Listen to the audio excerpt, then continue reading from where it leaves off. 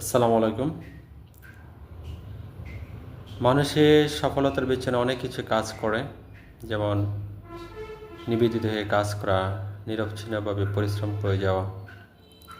আরেকটি গুরুত্বপূর্ণ পয়েন্ট হচ্ছে ধৈর্যশীল হওয়া। ধৈর্যশীল মানুষের সাথে আল্লাহ থাকেন। সৃষ্টিকর্তা তাদেরকেই সহযোগিতা করেন যারা ধৈর্যশীল।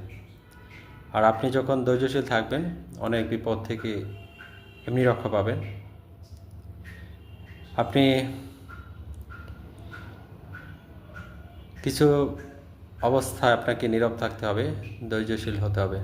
কেউ কেউ আপনাকে উস্কানি দেবে, উস্কানির সময় অবশ্যই আপনাকে ধৈর্যশীল হতে হবে, কারণ উস্কানিদাতারা আপনার ধৈর্যের পরীক্ষা নেয়, কারণ তাদের মধ্যে বিচারহীনতা কাজ করে। কোনো কারণে যদি উস্কানি দিয়ে আপনাকে উত্তেজিত করা যায়, তাহলে ওনাদের স্বার্থ হাসিল করতে পারে। তাই ওই সময় আপনাকে অবশ্যই ধৈর্যশীল থাকতে হবে। ধন্যবাদ, দেখা হবে আবারও।